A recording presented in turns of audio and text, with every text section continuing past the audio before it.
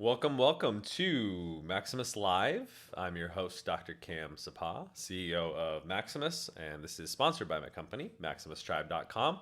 We are a consumer telemedicine company that can safely and effectively double your testosterone levels using a prescription medication protocol, pharmaceutical grade supplements, and health coaching. So we are focused a little bit more on that side of things for the purposes of this radio show in terms of how do you optimize your nutrition, exercise, sleep, focus, and relationships in order to maximize your health and hormones as a man.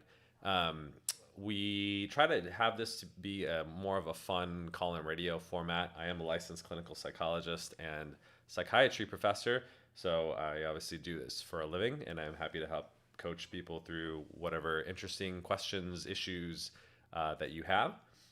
So hi to the folks who are joining us on Clubhouse. Raise your hand if you have any questions. I'm happy to answer them. We're also doing a little bit of an experiment using Zoom waiting rooms today. I think we have a couple of our clients who are in our program who have scheduled a little bit of time. They'll probably pop into the waiting room in a few minutes. So in the meantime, happy to answer any questions. If not, I'll start out with a weekly unpopular opinion. I saw a recent health guru on Twitter talk about how they went to some health symposium, and even doing 3 hours a week of zone 2 cardio is basically negated if you sit too much for over 5 hours a day. And so he was saying, you should basically be standing half the day and take 3 to 4 10-minute walking breaks throughout the day. I vehemently disagree. I don't think, even though sitting and being sedentary is obviously not beneficial to health, it doesn't erase the benefits of 3 hours of cardio. It doesn't even pass sort of the common sense test if you think about it. Imagine two different guys, one who's sitting all day, sitting on in front of the computer, sitting on their couch, etc., is essentially completely sedentary. And compare that to the guy who's running for half an hour a day times 6 days a week, and getting 3 hours of zone 2 cardio. That person's clearly going to be healthier. And just because they're sitting the rest of the day doesn't completely negate the benefits in terms of VO2 max, the mood benefits from doing moderate intensity cardiovascular exercise, and the myriad of other effects. Now, what it would be much more accurate to say is that just because you're doing exercise doesn't mean that it takes care of all of your needs. There still is a benefit to what I call LISS, low intensity, steady state exercise. So all of us should be doing about 3 hours of, it doesn't necessarily, by the way, have to be cardiovascular exercise in the form of aerobics. I actually do think if you're lifting weights, that's sufficient. And in fact, probably more beneficial than doing pure aerobic exercise. But it's not enough. So I think about it in terms of 3 tiers. You should be doing 3 types of exercise.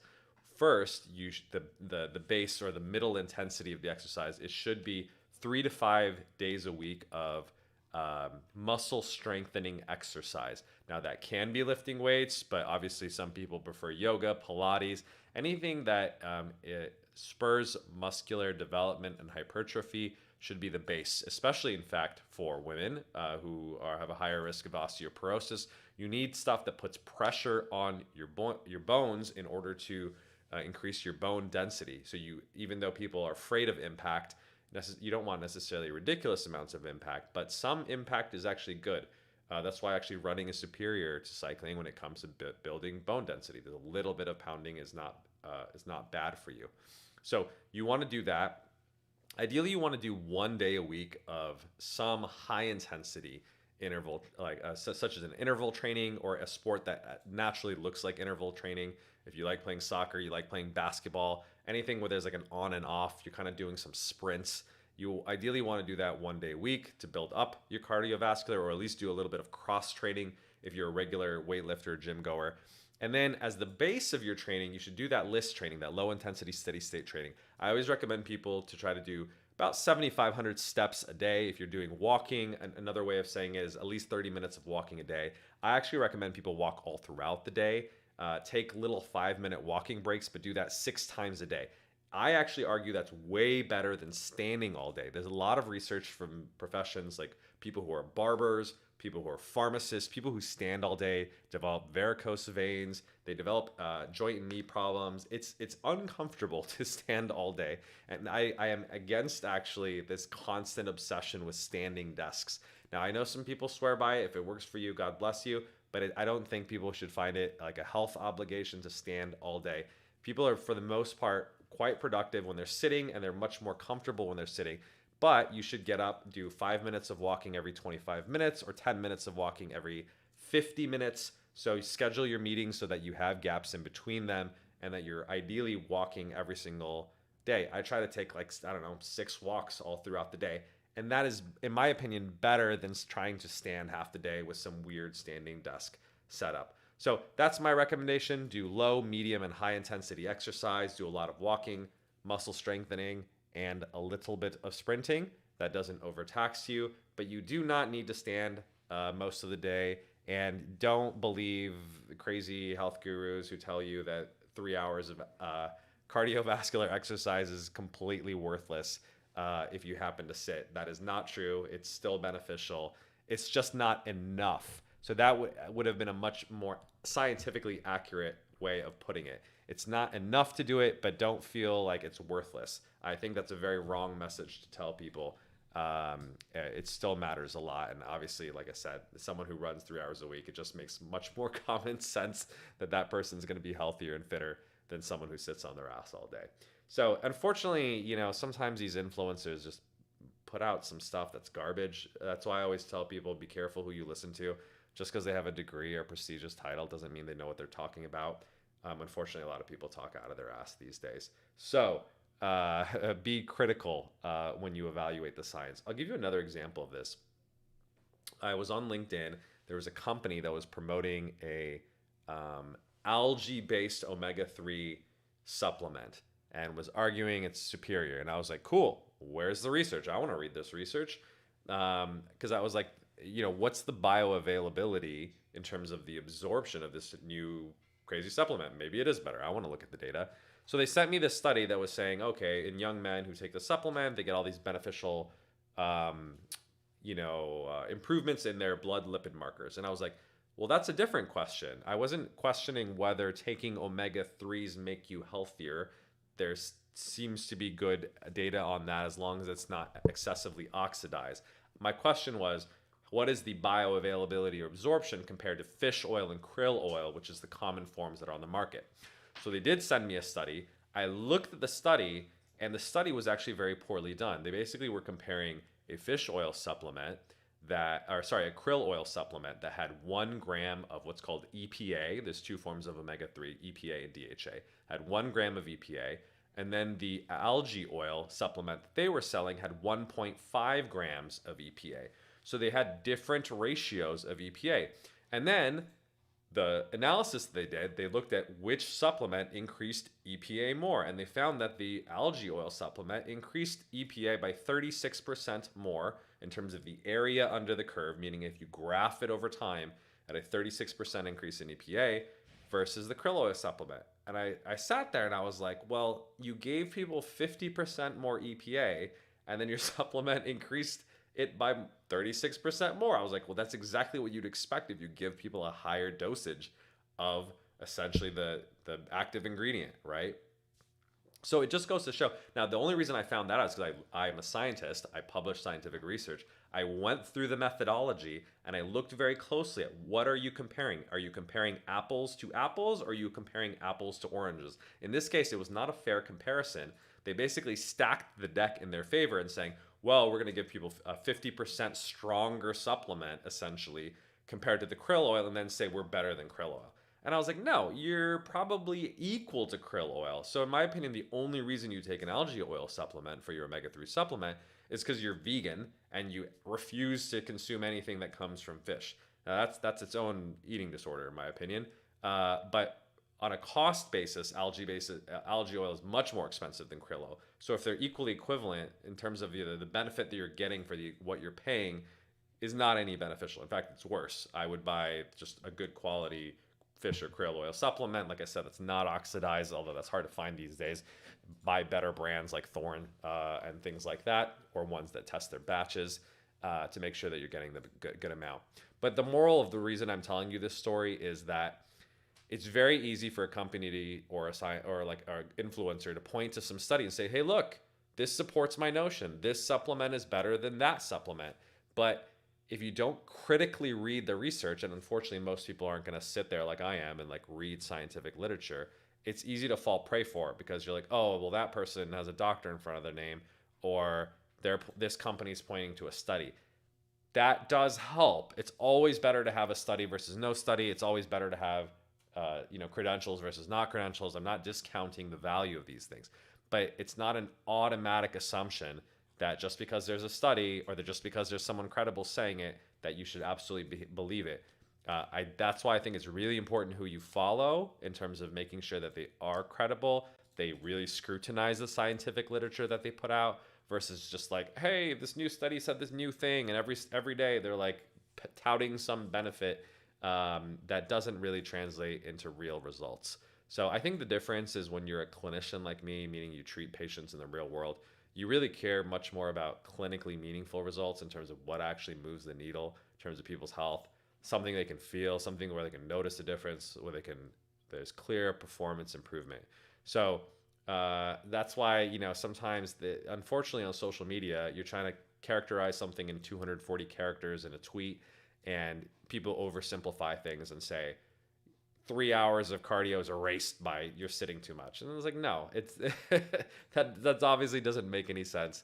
It's not scientifically accurate to say that. So anyway, that's my weekly unpopular opinion. Don't give up on doing your 3 hours of exercise a week.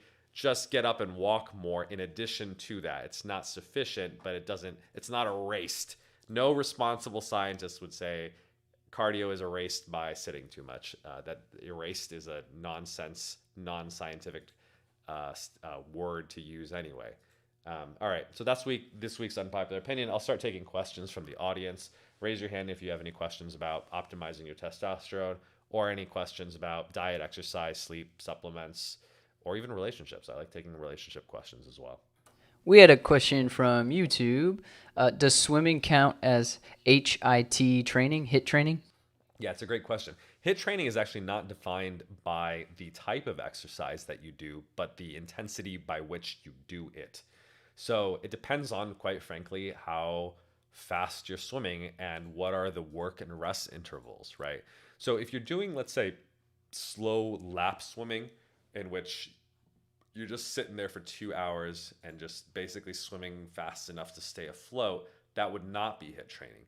That would probably, given how difficult swimming is, be considered moderate intensity training, right? So this is something that gets your heart rate up, probably it depends on where you're starting from, but like, between 100 and 150 beats per minute.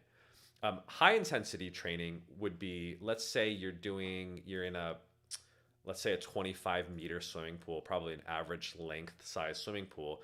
You sprint across there as fast as possible doing like a freestyle crawl. Probably takes you, I don't know, a minute, depending on how fast of a swimmer you are. And then you rest for 30 seconds, 60 seconds at the edge of the pool to catch your breath. And then you repeat that 5 times. That would be high intensity training. The original Tabata protocol, by the way, was 8 repetitions of 20 seconds of sprinting, 10 seconds of rest. It's a little hard to do that in a swimming pool because you have to like stop in the middle of the pool and stay afloat. And I don't know if that's sufficient rest versus like if you're standing or walking. So you may need to extend the intervals in a swimming pool to do more of like 60-30 rather than 20-10. But you can adjust accordingly. So you can absolutely do HIT training or HIT being high intensity interval training, swimming, biking. In fact, the original Tabata studies that the Japanese researcher done was done on an exercise bike. He had Japanese speed skaters pedal as fast as possible for 20 seconds, and then slow down and just barely like move the thing for 10 seconds. You can do it while running. So anything that allows you to basically go all out in terms of effort can be done in a high intensity paradigm. That's why I actually think like sports like full court basketball or full field soccer is essentially naturally interval training. You sprint to chase after the ball, you stop while the action's going on. It kind of naturally mimics that. The only difference though is that the games are much longer. And so it starts to become not really like it's not true high intensity. It's a little slower depending on the position that you're playing. But obviously, a soccer game can last a while true hit training only can last somewhere between like 4 and 15 minutes if you're doing high intensity. So absolutely, you can do high intensity swimming. Have you ever done high intensity boxing using a speed bag? Would you recommend that? Yeah, that's actually a great. Boxing in a lot of ways is a really good paradigm for high intensity training because if you think about it, depending on the regulations of if you're actually doing like formal boxing, but like 3-minute rounds, and then obviously you sit down in your corner for rest a little bit, and then you go again. It's essentially interval training, and it's the level of intensity. Obviously, if you're boxing at a even at an amateur level, it's quite taxing. That's why, interestingly, boxers, even though they obviously have to be very strong in order to have knockout power, do actually quite a bit of endurance training, right? They do a lot of running, they do a lot of jump roping. Jump roping, by the way, is a really great example. So whether you're using a speed bag, as the poster mentioned, or jump roping are really good examples of exercise that can be used in high intensity training. The one thing I would say, just in terms of a speed bag, the speed bag, because it's like very focused on your hand motion, you'd have to do it in a way that increases the intensity, like you're getting your whole body into it. I would say if you're using a full punching bag, you can definitely like punch, or if you're, let's say, doing more of a kickboxing or MMA style, do enough kicking where it can be high intensity. If you're just standing there and just kind of like light, punching a speed bag in a very technical way, the way that I would test it is make sure your heart rate is going up high enough that it is truly high intensity training versus it's really just like speed work that you're kind of just developing, the speed of your hands versus actually doing overall training. Now, there's two different reasons you do that. Obviously, most people work on, a speed bag a little bit more for the technical aspect of it versus are you doing it for the cardio aspect? If you're doing it for the cardio aspect, do jump roping. And that's why boxers do both. The jump roping is more for cardio. The speed bag, I should say, is more for the hand-eye coordination, the speed of the reflex in order to punch back really quickly. So it's like a training of the brain and visual system more than your cardiovascular system. So do both because they're training different things and there's different benefits for it. We had a question about testosterone supplements. Mm-hmm. I went to Costco the other day and saw this product called Wider Prime Testosterone Support. What do you think about it? The ingredients are vitamin D3, vitamin B6, vitamin B12, calcium, zinc, chromium, something called DIM, dindolylmethane, ashwagandha, and an extract called Cordyceps, also known as mycelium, and black pepper extract, fruit extract. Any thoughts on that? Yeah, great question. So I'll answer this question in two ways. So the question, the commenter is asking about an over-the-counter testosterone supplement that's made by, Wider? Yeah, Joe Wider actually is kind of a legend in the bodybuilding industry. He was like one of the original sponsors of a lot of the early bodybuilders that come from like the golden era in the 1980s and 1990s. If you were anyone who's anyone in bodybuilding, like an IFBB pro, you were sponsored by the Widers. So unfortunately, nothing over the counter is going to meaningfully increase your testosterone. There's in fact published scientific research that looked at all these formulas. They don't do anything. And I've talked about this. In fact, I was on the Price Plow podcast and I talked about the difference between statistically significant and clinically meaningful. There are some ingredients, like for instance, that supplement has ashwagandha. It's a Indian Ayurvedic herb. There are some published research that show that it increases testosterone by about 14.7%, which sounds impressive when you hear it until you actually ask and you're like, does that matter? Does it make it, it's like 14% a lot? And the answer is no.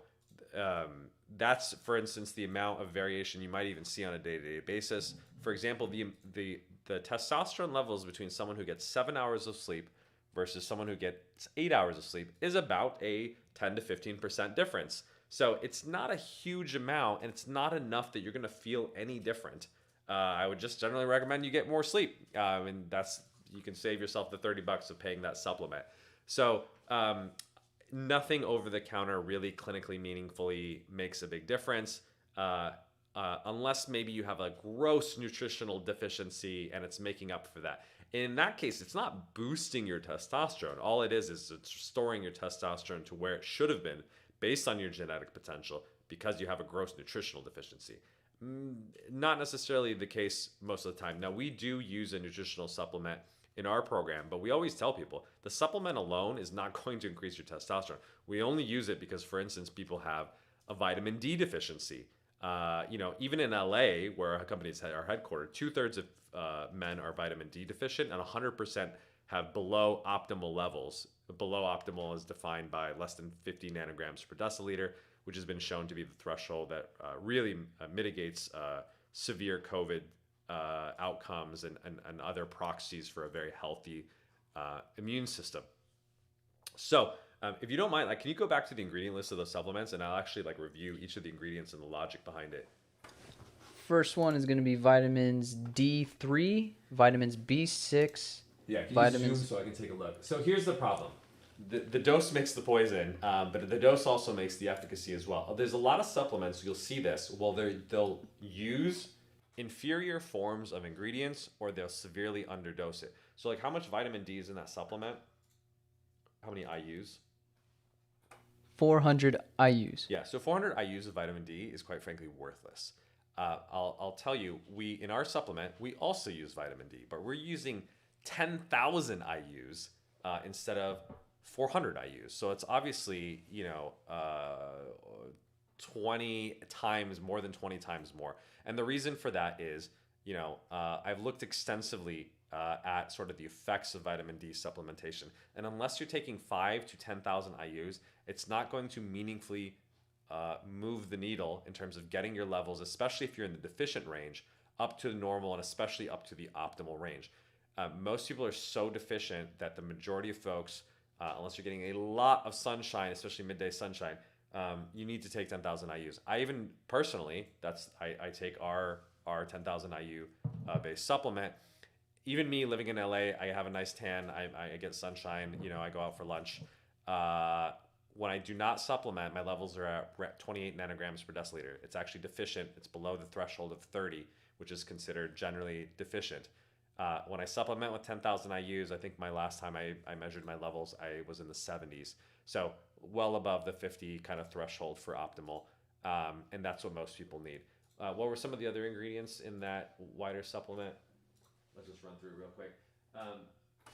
Vitamins B6, B12, 10 milligrams B6, 120 mcgs of vitamins B12. So B6 and B12 are B vitamins. They're very helpful for energy. A lot of folks actually are deficient in vitamin B12, but any sort of good multivitamin will have it. So I actually think they are good ingredients, but it's not going to do anything for your testosterone. There's no literature that I'm aware of that shows that B vitamins in particular increase testosterone. But they will improve your energy, but that's because of a vitamin B deficiency. So I think they're great ingredients, not going to do anything for your testosterone. What else we got? We got a comment. How does a product like this that's not clinically meaningful make it to a place like Costco? That's pretty crazy. Costco sells cookies and all kinds of things. They're not evaluating supplements for clinically meaningful merit. They're just evaluating stuff that sells. Now, Costco, I will say, has good quality control, meaning that they're not going to sell stuff that lies. One of the big issues with the supplement industry is literally mislabeling. So if someone said, I have 400 IUs of vitamin D, and it literally has 0, then that's obviously a false claim. It's misleading to consumers. Costco does not like that. Like, for instance, one good thing I'll say about Costco, and I'm a Costco fan, I shop there regularly, is like their olive oil and their avocado oil is real. Most of the olive oil and avocado oil that's out there is fake. It's adulterated or it's like watered down with canola oil. You don't want to consume it. But Costco has pretty good quality control on some of their stuff. So they at least know it's not fake. So here's the thing. That supplement probably, I don't know, I'm not sure it's been quality controlled, but we can, at least if Costco carries it, there's a higher chance that it's not fake. But they're not sitting there because Costco doesn't have scientists to be like 4,000 IUs of vitamin D is worthless. You really need to take 5 to 10, right? It really takes like a healthcare professional that's familiar with sort of like the scientific literature on vitamin D to be able to say that. So unfortunately, it's really more of a placebo effect, and Costco can't tell you that, right? Calcium, zinc, chromium. Okay, so calcium, most people honestly don't need to take as long as they're consuming dairy. You're getting enough calcium from food. There's not a lot of good evidence that calcium supplements are helpful. In fact, high-dose calcium supplements are probably harmful. What form of zinc are they using? Mono L-methionine sulfate, L-optic zinc. Okay, so they are using a good form of zinc. They're using 15 milligrams. I think that's a little, it's not a bad dose, but it's a little underdosed, I would say. We have our own version of this supplement that is coming out. We are also using a bioavailable form, but we're using 40 milligrams because that's the upper tolerable limit for adult men. And there is some research that zinc deficiency inhibits testosterone. So it's not a bad ingredient. I think they should use a little more personally. Do they include copper in their supplement? So that's a mistake. Whenever you take zinc, you really want to take it with copper because zinc depletes copper. Now at 15 milligrams, it may not have that effect, but I even see a lot of formulas that use 1 milligram of 1 milligram of copper for every 15 milligrams of zinc. So for instance, in our supplement, because we use 40 milligrams of zinc, we put 2 milligrams of copper to maintain that kind of healthy ratio and balance between zinc and copper. So I don't think it's formulated super well from that regard. And don't take my word for it. If you go Google on Amazon, like zinc copper, very common knowledge. You should generally take both of them together. Let's review the last couple ingredients on there. Also have something called DIM. So DIM. DIM is kind of considered like it's actually a plant-based extract. I believe it's in cruciferous vegetables like broccoli and cauliflower. It's supposed to reduce estrogen. If you actually look at the scientific literature on it, it's very unconvincing. I looked at it because I was considering it, for our line. And in fact, there's some evidence that suggests it may actually have the opposite effect. So I think this whole notion of DIM as an estrogen blocker is overrated. When we were using a similar ingredient, we actually chose calcium D-glucarate because the mechanism of action of that was very clear in terms of how it could flush out excess estrogens, particularly xenoestrogens that are causing sort of the testosterone deficiency in the first place. So I'm not particularly a fan of DIM. I don't think it has any beneficial effects. We got a comment. So is your product available in New York yet? I've been waiting for so long. I feel you. We're literally getting the lab tests that we can use in New York. We actually got a test shipment of them today. So I'm hoping a few weeks.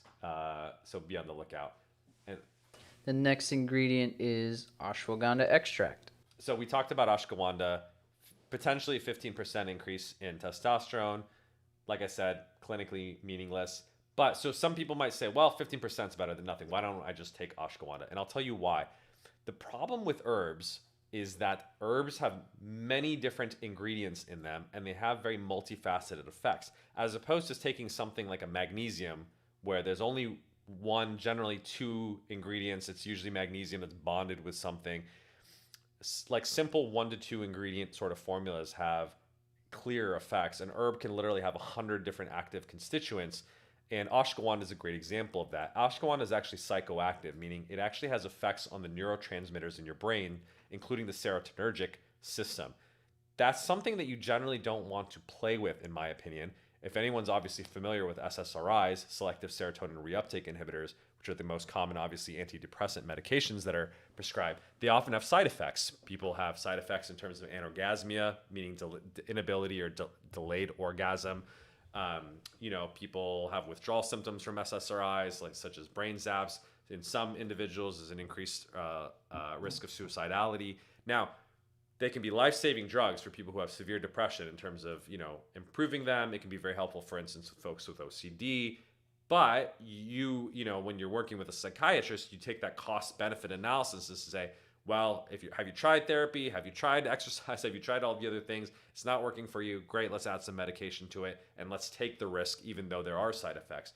When people take sort of ashwagandha, literally you're buying something from a supplement store like Costco, you're not even aware that the ashwagandha can have serotonergic-like effects. It may not be as strong as a prescription SSRI, but I've actually heard numerous instances. If you actually Google ergogenic health, they have a whole blog post about all the negative side effects that come from ashwagandha because it does work on one of the serotonin receptors. I actually personally, when I tried ashwagandha, developed insomnia. And the irony is a lot of people take ashwagandha for sleep because it's supposed to lower cortisol or stress, chill you out and help you sleep. It actually had the opposite effect to me and kept me up all night. And I was like, this is not good. It doesn't mix with my biochemistry very well. Other people are just fine. But to me, it's kind of a dirty supplement. It's a dirty ingredient, ashwagandha, because it's affecting your serotonergic system. And some people's serotonergic system, like myself, we're very sensitive to it. And I'm not the only one. It's very, very common. I've heard about side effects that come from ashwagandha. So don't just believe that it's an herb. Even though it doesn't necessarily increase testosterone in a meaningful way, it doesn't mean that it can't have side effects. Herbs absolutely can have side effects. And so I'm not a fan of ashwagandha. We're not including it in any of our supplements for that reason. Anything else? The next one is Cordyceps extract, also known as mycelium. Yeah, so Cordyceps is a type of mushroom. There is some interesting research on it. The mycelium it's talking about what part of the mushroom, the mycelium is almost like the roots, if you will, of the mushroom that it's extracted from. The problem is it's very cheap to produce like a mycelium-based extract. The really good stuff, so to speak, from Paul Stamens, for instance, who's like one of the world's mycology experts. The type of supplements that he puts out, he's using like the fruiting bodies. That's like the part of the mushroom that sticks out of the ground that you see. The mycelium is the part that's underground, like the root. And for certain types of mushrooms, it's really you want like the fruiting bodies, not the mycelium. These are like more complex things, and a lot of sort of the dirty secret of the mushroom supplement industry is they use the cheaper stuff. They're not even using real mushrooms. They're kind of growing the mycelium in like these large pools of water, and then mixing like both the feed of the mushroom with the mycelium. And so even though you are getting the extract, it's like half mushroom food, half mushroom extract. So you're not getting a lot of the active ingredient. If you do want to take Cordyceps, there are some very expensive versions of it, and it's been purified. It's been standardized for what's called the active ingredients. Cordyceps in particular has an active ingredient called cordycepin, and that seems to be the active ingredient that's responsible for its endurance boosting effects. There was some Chinese athletes in a couple Olympics ago that took Cordyceps and won a bunch of medals, and they claimed it was because of that.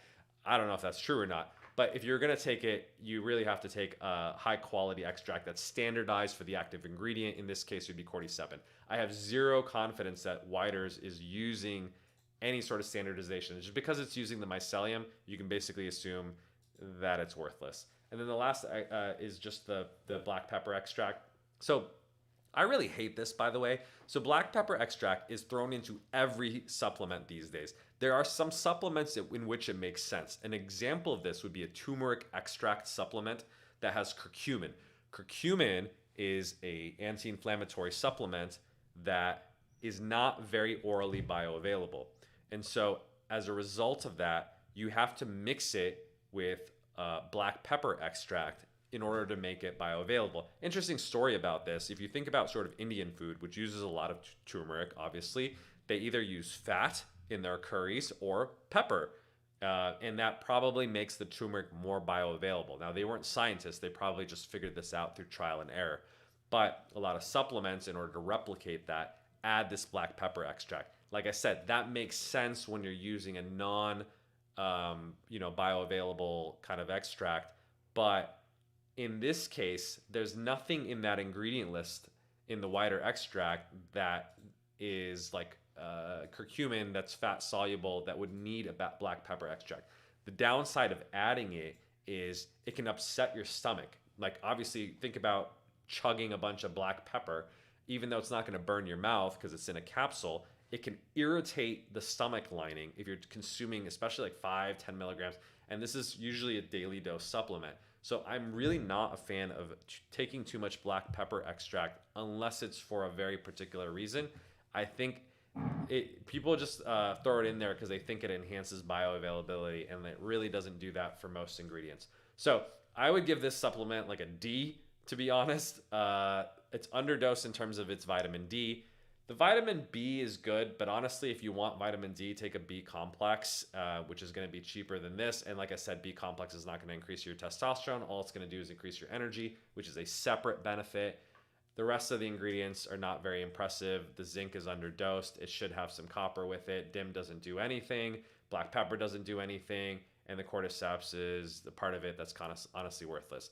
So, like, I'm happy to review this for you and, kind of give you this feedback. I personally wouldn't buy this. But it just goes to show you have to have a high level of scrutiny in terms of the things that you buy. There are some good supplements that are out there, but this is not one of them. So I try to stick with brands, Thorne, Pure Encapsulations, the clinical grade stuff that doctors use or doctors prescribe or doctors recommend, like myself. That's better. Some of the stuff that comes out of the fitness and bodybuilding world, unfortunately, is not very great quality.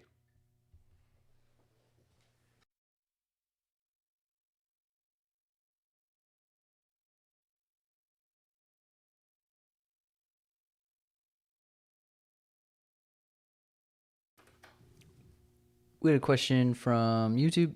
What are some beneficial digestive supplements or tips? Yeah, the question was around beneficial digestive supplements or tips. Oh, do we? Oh, Mike, I can hear you. Go Oh, ahead. Mike, I can hear you. Go ahead. Oh, okay. Just a quick question. There seems to be some conflicting sources online about going back to your reference to taking copper and zinc. It's a little confusing because online some sources say it's best to take it a few hours apart, and other sources say you can take it together. Could you elaborate on that a little bit? Thank you. Yeah, it's a great question. I've heard that as well. I haven't read the primary research about bioavailability, so I'll actually do that after this call. I haven't heard any indication that it would necessarily like interfere with each other's absorption. But here's the problem.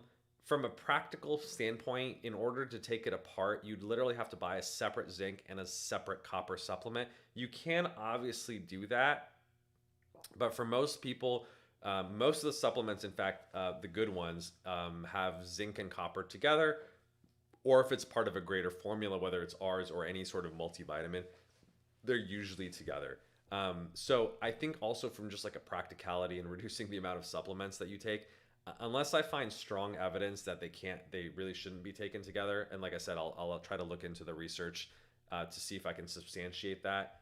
I always think about stuff that's from practicality in terms of getting people to take stuff on a regular basis. Probably not forgetting to take your dosage every day is probably more important than slight differences.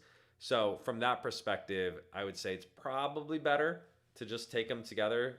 It probably reduces the number of supplements that you have to take. It allows you to take combinations or multivitamin formulations and take it probably more consistency. If I find some evidence otherwise that you should absolutely take it like separately, I will let you know. But I haven't at least heard of strong evidence that would suggest that that's absolutely necessary. Question via YouTube. What are some beneficial digestive supplements or tips? All right, so let's get back to the digestive supplements or tips.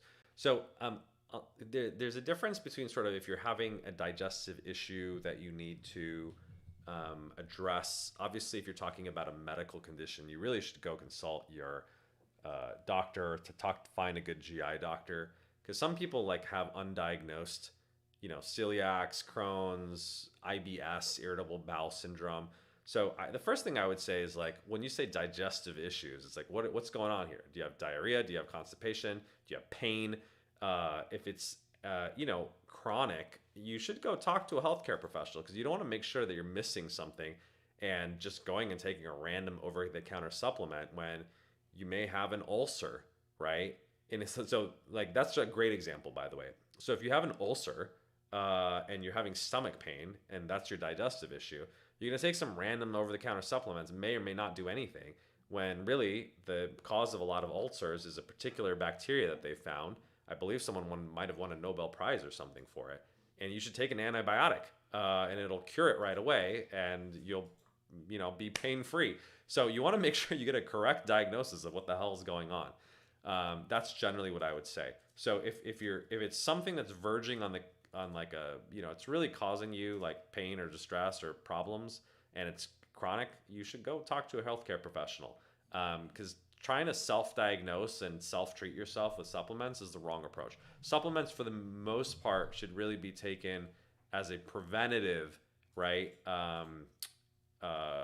Philosophy. Like, a multivitamin is not absolutely necessary, but it's like, look, if you're not getting all your nutrients from your diet, think about it as insurance, And I think that's fair to say that, because the research literature does not provide overwhelming evidence that a multivitamin is actually necessary. But like I said, if you think about it as an insurance policy, not a bad approach. So the same thing with your digestive health. So obviously, if you have a problem, get it treated by a doctor. If you're taking it a little bit more preventatively, I actually am a bigger fan of prebiotics rather than probiotics. Probiotics are really overhyped. It's not very clear that most of the probiotics that are on the market like actually survive the ingestion in the initial stomach. Because a lot of them actually need to reach your small intestine in order to have benefits. There are better probiotics that have like extended release formulas or capsules that don't get digested in the stomach, and they survive the stomach acidity in order to get to the small intestine. So, but I would say if you're going and buying some random gummy probiotic, it doesn't have that technology. It's probably not very good. And it's questionable in terms of the benefits. If you want probiotics, I generally prefer getting probiotics from fermented food. Yogurt, Greek yogurt, kefir, skyr, great examples of fermented dairy, and the literature shows that fermented dairy is better than dairy in terms of regular dairy, in terms of reducing the risk of type 2 diabetes. Sauerkraut and kind of a kimchi, fermented cabbage are really good sources of probiotics. Apple cider vinegar that still has a live mother in it. Stuff like that is I prefer just getting a lot of stuff from natural food, are really good sources of probiotics. Prebiotics are essentially fibers, and fibers that your digestive system, especially in the small intestine, break down into what are called short chain fatty acids, SCFAS. And those essentially turn fiber into fat, but it's good fat that your body uses as energy sources. So if everyone's ever heard of MCTs, or medium chain triglycerides, those are like a form of or chemically similar to sort of short chain fatty acids. So as opposed to chugging MCT oil, another way of getting to the same endpoint is just to consume fiber, especially prebiotic fiber, that your body will naturally convert into those short chain fatty acids. My favorite source of prebiotic fiber is a fruit called baobab. Baobab is an African, they're very large trees. They're beautiful trees that are thousands of years old. If you've ever read The Petit Prince, Le Petit Prince in French, those are baobab trees in the cartoon or in the classic children's book. And they're actually hybridized. They're not farmed, meaning like, they're not giant strawberries that we've like mutated over many generations of selective breeding. Baobab is the same as it's been for the last 10,000 years and still consumed by the same Hadza tribe in Tanzania. And it's 50% fiber. and mostly a prebiotic fibers like pectin. Pectin is also found in apples, for instance. Apples are actually a really great source of fiber, even though they have obviously fructose along with them. But the fiber helps slow down the absorption of the fructose, and so you don't get as much of a blood sugar spike when you consume them. They're also very filling, right? When you consume fiber, the benefit of fiber in a lot of ways is that it fills you up. So, a really easy rule of thumb in terms of eating good food is try to prioritize protein and try to prioritize fiber. Those two things make you very full. Protein is obviously the most important macronutrient in terms of building muscle, but the fiber helps slow down the absorption of everything and also increases satiety, or the sensation of fullness. So if you're eating a lot of protein and fiber, let's say some shrimp and baobab, or some steak and like let's say sweet potatoes that have some fiber, or avocados actually have a decent amount of fiber in them.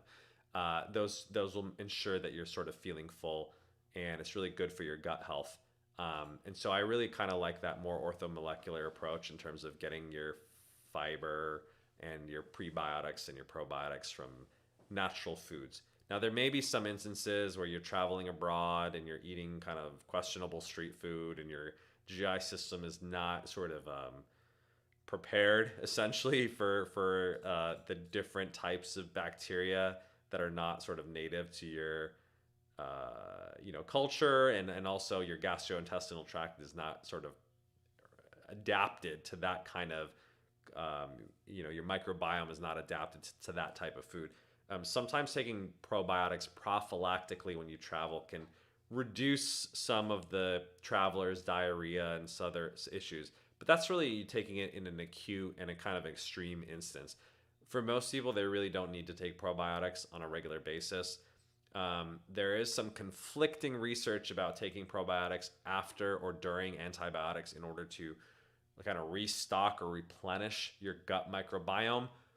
The literature is quite frankly mixed on whether that's the right thing to do. So some research says it helps, some research says it hurts it. Obviously, I think the best thing to do is only use antibiotics when they're absolutely necessary. Obviously, there are some times when it's necessary. Like I said, if you have an ulcer, I would absolutely go take it. But you don't want to take it willy-nilly. Like if you have a viral infection, an antibiotic is not going to do anything. And you can go try to convince your doctor or nurse to go give it to you, but it's not often in your best interest, because you really do wipe out your gut microbiome and you have to start over whenever you take an antibiotic. So take it obviously when you need it. Don't take it willy-nilly when it's not needed. And try to get your probiotics and prebiotics from real food. We had another question via YouTube. This one has to do with personal health. Mm-hmm. What are the most effective ways to recover from burnout? Yeah, it's a great question. Well, first we have to talk a little bit about what burnout is. Obviously as a psychologist, I think about it from a more psychological lens. People do talk about different things as burnout. I mean, like if you're chronically sleep deprived, you're going to feel burnt out, right? I train medical residents, psychiatrists at a medical school, and they're often burnt out literally from sleep deprivation. So they figure out what their root cause is. And number one cause in terms of physical fatigue type of burnout is chronic sleep deprivation. And so fixing your sleep and making sure you're getting 7 to 9 hours of sleep on a regular basis is the best way. You're just going to reduce chronic inflammation. In fact, I did my doctorate work at UCLA, and they showed that even one night of significant sleep deprivation, is defined by less than 5 hours of sleep a night, induces acute, profound inflammation in the body.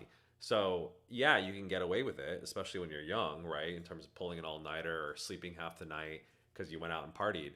But it is taking a toll on your body. And maybe you don't see that in your 20s, but it accumulates over time. So the first thing I would do whenever I hear burnout, I'm like, well, what are we talking about here? If it's caused by chronic sleep deprivation, fix your sleep. Almost like the most important foundational health behavior. And if you're interested in how to do that, you can look up my Twitter, Dr. Cam Maximus. I have a whole sleep optimization thread that has like 20 different tips in terms of making sure that you're getting sufficient sleep. Now, if we're talking about burnout on a more psychological basis, and honestly, the difference between physical and psychological, they all go hand in hand. Really, a lot of times people are talking about emotional burnout, and they're talking about that in the context of work, right? They're getting very tired of doing like their work. It's very stressful sort of job, or it's very taxing in a particular way. Obviously, as a healthcare professional and someone who literally does therapy or trains other people to do therapy, you see this kind of burnout very often. I used to work, for instance, in the VA, treating patients that have PTSD, hearing a lot of very tragic and terrible, violent, traumatic stories of people in terms of going off to war and the incredibly horrific things that people experience. And so you can almost have vicarious trauma and burnout from working with, very difficult, challenging cases. The notion has been that, well, getting too emotionally attached or too emotionally involved with your patients or your work, even if you're not in healthcare, is a way of like protecting yourself from burnout. And then they say that about doctors too. I actually don't think that's the case. The notion of sort of like numbing yourself or keeping yourself at arm's length is not, I think, the key, because if you do that, obviously you become disconnected from people, and keeping people from an arm's length or not wanting to, because you're afraid to like feel their feelings or be affected or have what's called affect contagion, meaning feelings or emotions are contagion. I don't think that's the answer. I think that what I actually suggest is trying to shift mentality from more of a affective empathy to a more cognitive empathy. So what do I mean by that? Affective empathy is just a fancy word for talking about the emotional side of it, right? Like if I saw someone fall and hurt themselves, affective empathy is like I would cringe and feel their pain too. I would imagine what it's like to fall, hurt, like skin my knee, and I would feel the pain just by imagining it, right? Now, if you do that too much, you do that all day because you're hearing about terrible, tragic things or seeing people who are injured, you will be affected by that, and that can lead to burnout. The alternative is to focus a little bit more on what's called cognitive empathy. Cognitive empathy is the intellectual side, which is if I imagine someone falling off of a bike and hurting themselves, they would probably feel hurt. They might feel stressed. And you're understanding that from an intellectual level, not an emotional level. Like you're not necessarily sitting there and physically feeling their pain. You're just like, oh, if that happened to me, if I was in their shoes, I too would feel pain, right? So you get the concept of it. So shifting a little bit from affective to cognitive empathy allows you to still have empathy for your patient, for your clients, whether you're in a sales role, because you're like, I understand your needs, I understand your problems. Here's my proposal, here's my solution, whatever it is. But you don't have to like sit there and be like, I feel your pain too. That's the part that I think leads to more burnout. There is a time and place to connect people on a little bit more of an emotional level. But if you're in a job that's like I said, very sort of people facing, and you're dealing with difficult people or difficult situations that those people are facing, you can't mirror their emotions all the time because it is going to bring you down. And you don't necessarily need to be an effective therapist. You need to mirror people's on the cognitive side much more. People don't need you to feel their pain. People need you to understand their pain, right? And the thing is, you can't exactly feel their pain anyway. Like if I'm working with a Vietnam War veteran, like if I didn't serve in the military, how do I know what it's like to sit there and have shots fired at me? I can't in the same way, on the same emotional level, feel what they feel. But I can at least try to understand it on a cognitive level. And I'd be like, yeah, okay, I've had my own experiences, or I can try to imagine what that's like. And I can appreciate what it's like for you in the way that you describe it or you tell your story. And that, I think, is actually sufficient and very powerful for connecting with people. But it does let you not necessarily get so emotionally burnt out from doing so. So hopefully that's a little psychological trick lesson that can reduce the emotional side of burnout as well. With another question via YouTube, do you have an opinion on kratom? Kratom. Yeah. So this person is asking about kratom. It's a indigenous plant to Southeast Asia. I believe the scientific term is Mitragina speciosa. It is an herbal painkiller, essentially. It has opioid-like effects. So if you think about what opioids come from the opium plant or the opium poppy. When you consume it, they have alkaloids in particular that have bind to the opioid system, which is kind of our pain killing system, particularly the mu opioid receptor. When you refine it, you can refine it into morphine, and obviously people refine it into heroin, which is, obviously a common drug of abuse.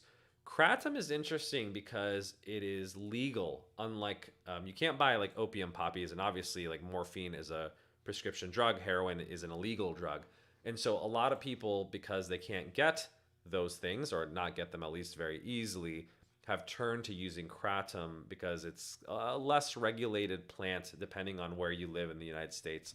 But you can kind of buy it. But the problem with any opioid is that it's addictive. And so maybe it's not as powerful as poppy plant morphine or heroin. It is a drug of abuse. And so a lot of people think, oh, because it's not morphine and it's not heroin, it comes from a plant, it must be safe. Not necessarily so. In fact, like there's a lot of states such as Ohio that are moving to regulate and ban kratom because any sort of opiate, it doesn't matter where it comes from, has a very high propensity for abuse and addiction.